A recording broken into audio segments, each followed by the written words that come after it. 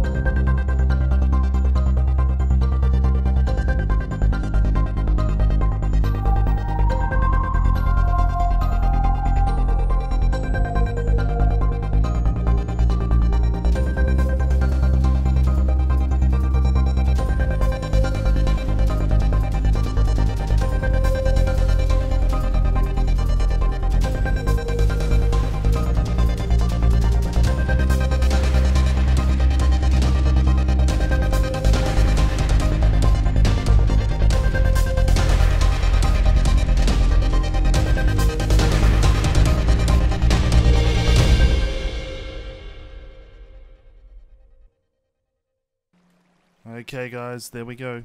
She's complete, it's all done. Just need to drop those villagers and golems should start spawning.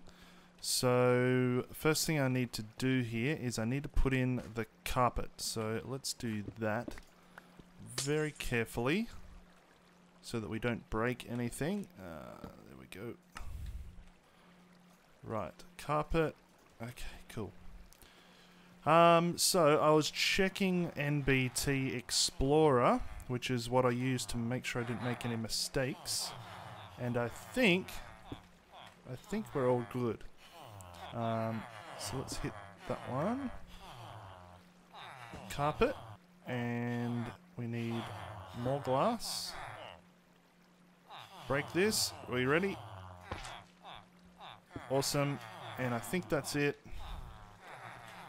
I think that's all we need to do. Let's put some more glass on top of their heads. Oh, they're standing that little bit too high for me to put it up there. That's why it didn't work. That's okay. I don't mind that. Break this one. Let's go around and do this other side. I don't have any depth strider boots, so this is a little bit tedious. But yeah, there's oh, there we go. First golem. Awesome. Excellent. That's good. That means at least I'll get something out of this farm, which is really good. Block here. Let's put one here so I can rest against it. There we go. And knock that one out. And put a carpet down. There we go. And knock. Oh, I need to. Oh no, we're good. We're good. Okay, there we go. Knock that one out. There we go. Up and. Oh, I probably need a block on top of that, don't I? I may have just messed that up because that has sky access. Oh no, yeah, that has sky access from where I dropped the villagers in there. So let's hope that didn't mess it up. But we know at least one golem spawned, so that's good. Alright, let me get back out of here and we'll see if we can see how well this is working. Alright. Here we go. So this is working quite well, and it's already producing quite a bit of iron. I've had it running for probably 10 to 15 minutes, and we've got that much iron so far. So that is good. One thing I didn't realize, but someone pointed it out in the comments, this is a 32 village iron farm, which is huge. It's going to be producing a lot of iron, probably more than I really need. For some reason, I thought the one that I built in the previous world was a 32 village version, but it was actually only a 16. I actually looked back at some of my old videos to see where to put the holes up to the sky level for the doors being underground. It's different. And yeah, I realized I only made a 16 village version last time. So this one is going to be twice as big. Look at this glitch on the bed here. It's pretty funny. So it's going to be twice as big, generate twice as much iron. So yeah, we're going to need a lot of storage. Okay, so one thing I want to show you guys is something I discovered while building this thing.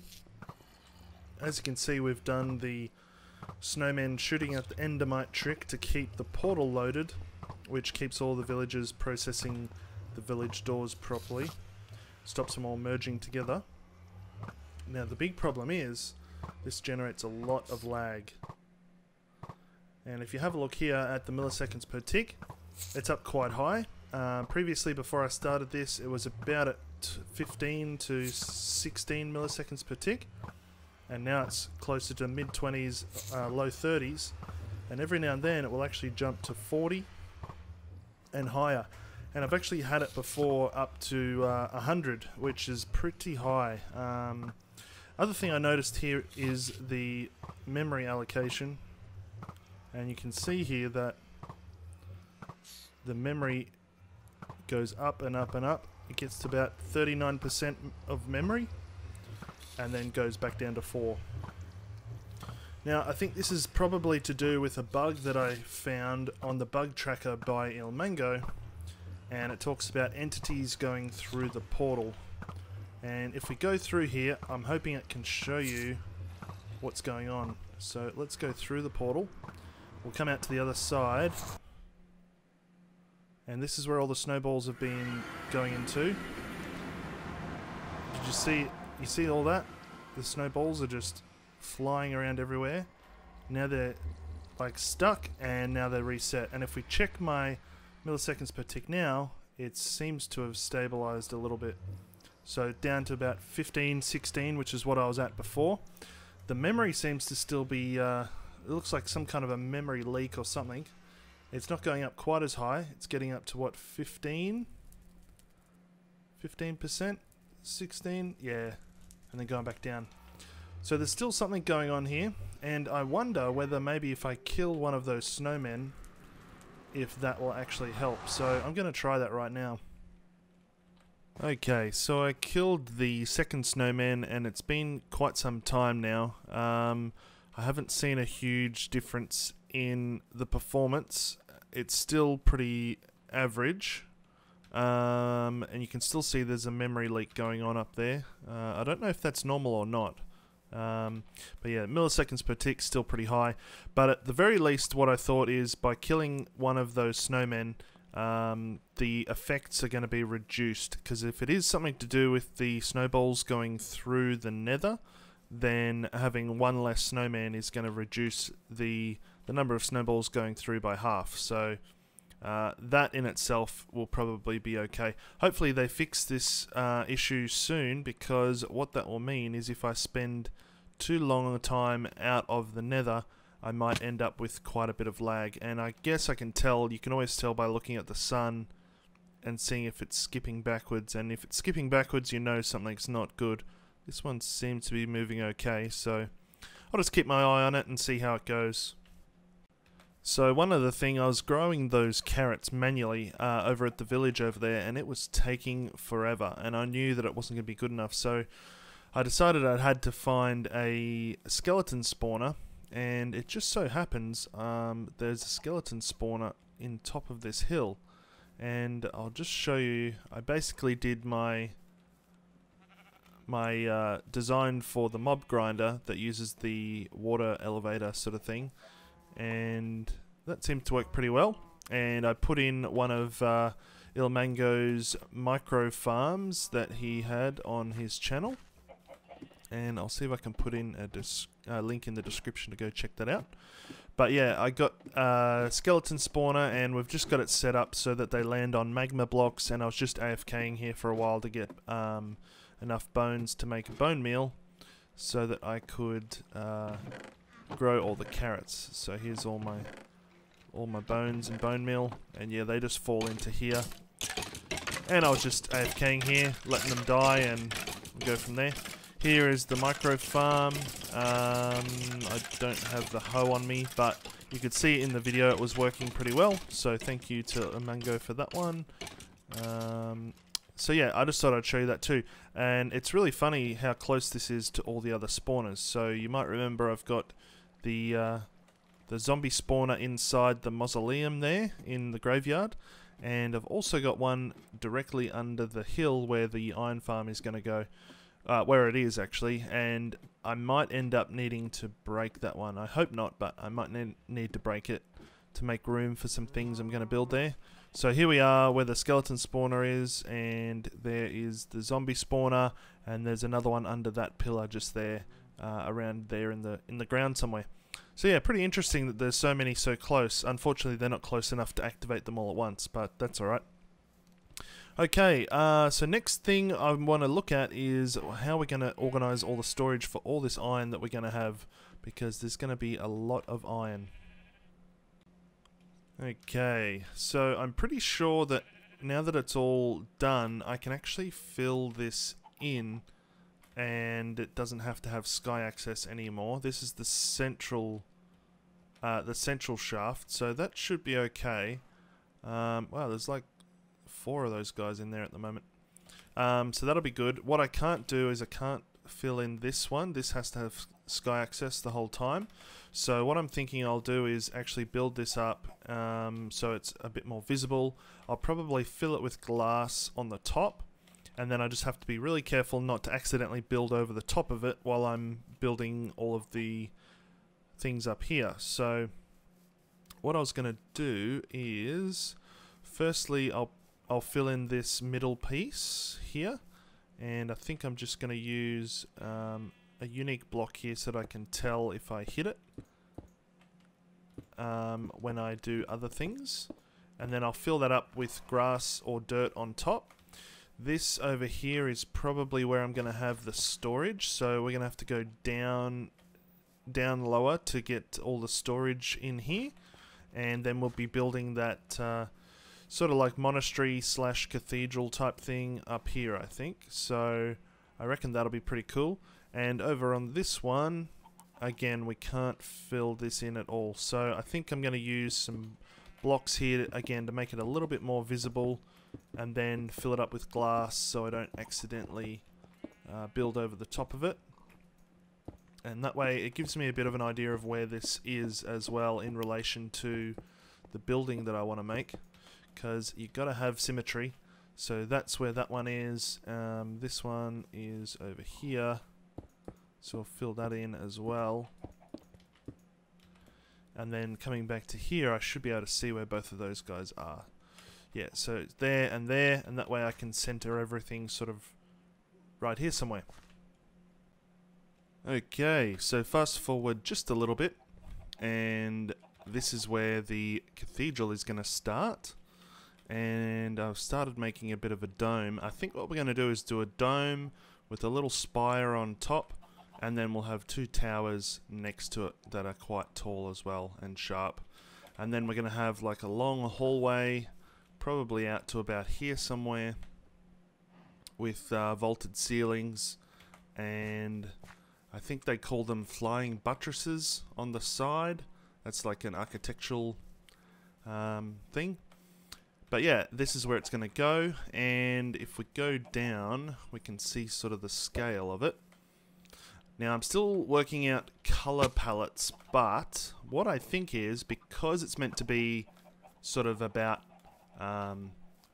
iron, and these guys that live up here are all about the iron, I was thinking of making it some kind of a rusty orange color, as if, you know, a bit of rust is built into the building. But yeah, that's where the top of the dome is, just there. And then, yeah, as I say, we'll have another spire on top there, and then 2 big towers on either side. And yeah, it'll probably go out to about here somewhere. So it'll be pretty big. I'm going to have to probably build up this section here. And probably what I'll end up doing is making some kind of a wall around here, and maybe some paths and a couple of little houses or huts on the side as well. And then we'll have to make a nice way to get up there. But as for the storage that I was talking about, how am I going to get up here? The vines. So as for the storage I was talking about, so we're going to need a lot of storage. And I've had the idea to put all the storage up in here. And you can see I've like marked out an area. So there's going to be a circle in here, and in the circle is going to be a bunch of chests, and we're going to stack them all up in a circle. So the idea is you can stand here in the middle, and you can reach all the chests, and you can pick out all the iron. And we're just going to send the iron up from the bottom with some kind of item elevator, or maybe a minecart in a bubble column or something like that. But yeah, it should look pretty cool. Okay guys, so while I've been messing around here, I've also been looking into that issue that I've been having, and it looks like there's actually a pre-release of Optifine out that I'm going to give a try, and it says in the changelog that it affects a memory leak, and I'm wondering if that's the same memory leak we've been having problems with. So what I thought I'd do is just have a bit of a look here. This is the normal version, of course. So we're currently running at about 180 frames per second, 20 to 25 milliseconds per tick, and that memory is still creeping up there to, I think it gets to about 40%, or nearabouts to 40%. So what I thought I'd do is I'll log out here, open in Optifine, and it's a pre-release 5, I think it is, and we'll see if that changes anything. Okay, so here we are in Optifine, pre-release 5, and one thing you have to do, I've read at the very start, especially for iron farms, is you need to change one of the settings in here. And where was it? I think it might be in performance. Smooth world off. So that's cool. That's what we want. Apparently that affects iron farms because it unloads the spawn chunks or something. So, okay, let's go in and see what it looks like.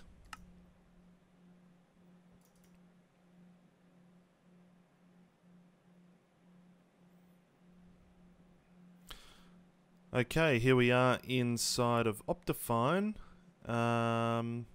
Let's check out our stats here. Okay, so slightly improved FPS by the look. 200 and oh, it's still going up. No, about 240, somewhere around there. Milliseconds per tick haven't really changed, and the memory leak looks like, wow, that looks like it's been heavily reduced, which is good. It's only getting up to 9%. So that's interesting. 200 odd FPS. It feels a lot smoother. Oh, by the way, I found my horse. This horse has been missing since like the first new episode, and I just found it just before. Oh, I'll probably kill it. Oops, sorry. There we go. There we go. Nope. Okay, you can stay there for a little bit. So yeah, that's pretty cool. I think we're going to try this Optifine out and see how it goes. There's a zoom key. I used to use this, but I can't remember what it is. I think there's a zoom key. Let's see if we can find that really quick. Controls.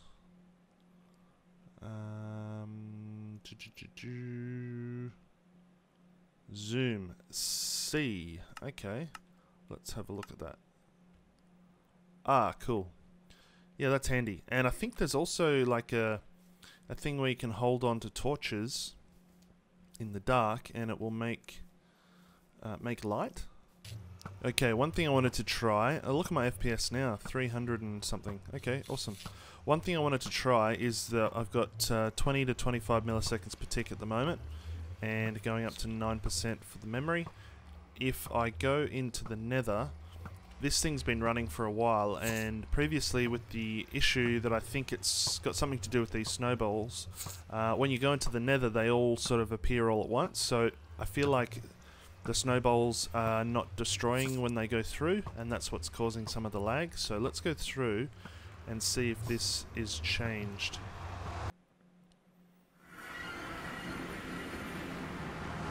Yeah, so previously when I came through, that was all just, you remember the picture before, it was all just snowballs, and if we look at the milliseconds per tick, yeah, that's lower, memory's lower as well, so yeah, interesting.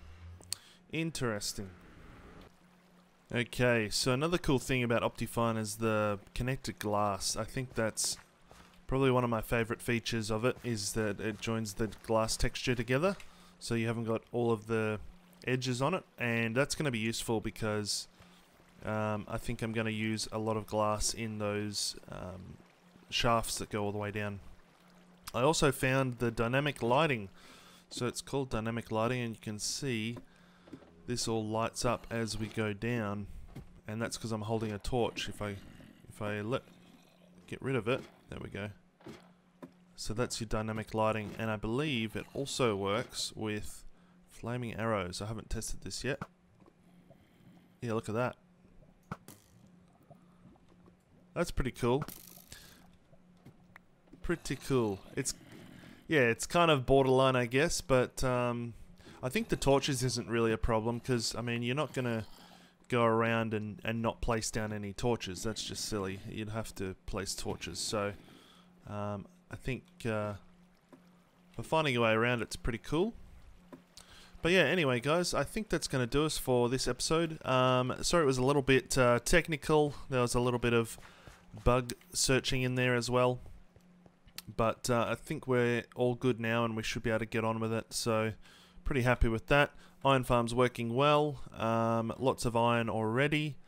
And we're starting on some building too, which is good, because I did say I wanted to do a bit more building this time around. So yeah, anyway guys, hopefully you enjoyed. Let me know in the comments, and we'll see you again next time. Thanks for watching.